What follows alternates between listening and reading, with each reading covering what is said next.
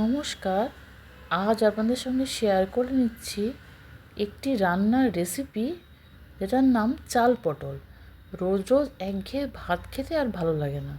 আমরা fried rice, pulao এগুলোও খেয়েছি, কিন্তু ভিন্ন স্বাদের এই চাল পটল রেসিপিটি সত্যিই খেতে খুব ভালো।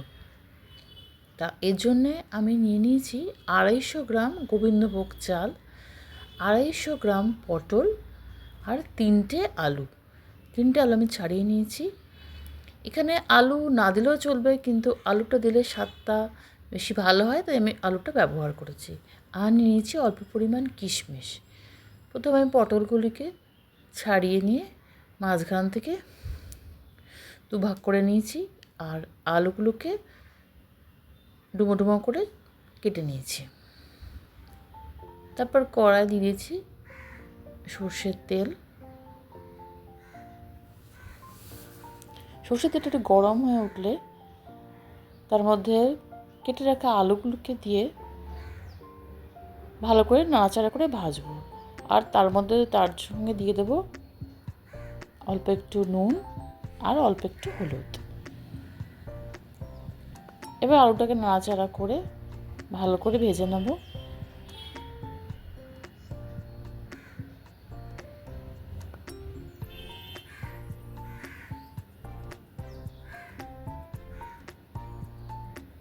আমার আলুটা ভাজা হয়ে গেছে, একটা প্লেটে তুলে রাখছি।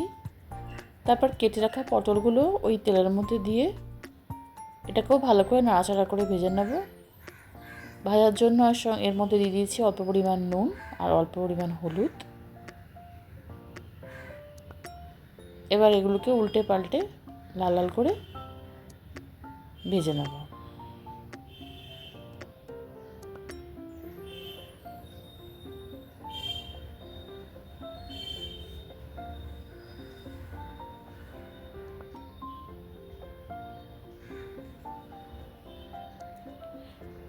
আমার পটলগুলো ভাজা হয়ে গেছে, আমি একটা ডিশে তুলে রাখছি। এবার ওই তেলেই ফোড়ন হিসেবে গোটা গরম মশলা, গোটা জিরে আর একটা তেজপাতা দিয়ে দেবো। তারপর একটু আদা বেটে সেটাকেও তেলের মধ্যে দিয়ে নাড়াচাড়া করব। তারপর দিয়ে দেবো একটু জিরে গুঁড়ো আর লঙ্কার গুঁড়ো।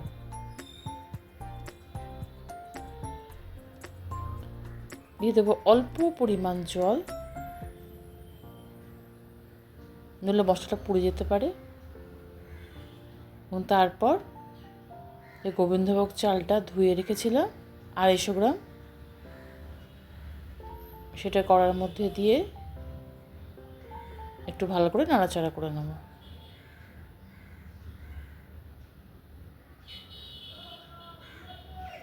তারপর ভেজে রাখা পটল আর আলুটাও দিয়ে দিলাম। এবার সবটা একসঙ্গে ভালো করে নাড়াচাড়া করে নেব।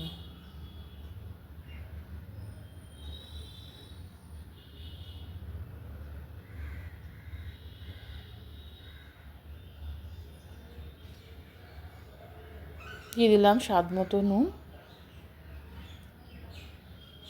আর স্বাদ মতো চিনি। এবার যে কিশমিশটা রেখেছিলাম সেই কিশমিশটা এখানে অ্যাড করে দিলাম।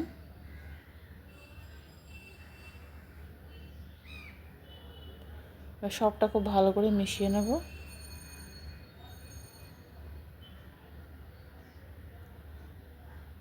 তারপরে এর মধ্যে জল দিলাম। এই জলে চালটাও সিদ্ধ হবে আর আলুটাও সিদ্ধ হয়ে যাবে। এবং ভালো করে নাড়াচাড়া করে নিলাম। তারপর একটা প্লেট দিয়ে ঢেকে রাখবো, ঢেকে সেদ্ধ হতে দেবো।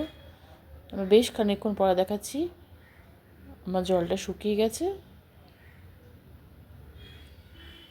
কিন্তু একটু তখনও আলুগুলো সিদ্ধ হতে বাকি ছিল। ওই জন্য আরেকটু পরিমাণ জল দিয়ে আমি আরেকবার ঢাকা চাপা দিয়ে একটু সিদ্ধ হতে দিয়েছিলাম। এখন আমার সিদ্ধটা হয়ে গেছে সবটাই। আমি নামাবার আগে একটু দিয়ে দিলাম ঘি আর গরম মশলা। ভালো করে নাড়াচাড়া করে নেব।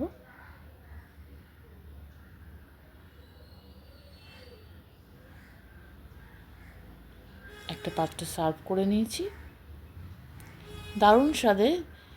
এই রেসিপিটি দেখার জন্য অসংখ্য ধন্যবাদ। ভালো লাগলে অবশ্যই একটা লাইক, শেয়ার আর সাপোর্ট করবেন। আমি একটি প্লেটে নিয়ে নিয়েছি এবং তার সঙ্গে পাঁপড় ভাজাও নিয়ে নিয়েছি।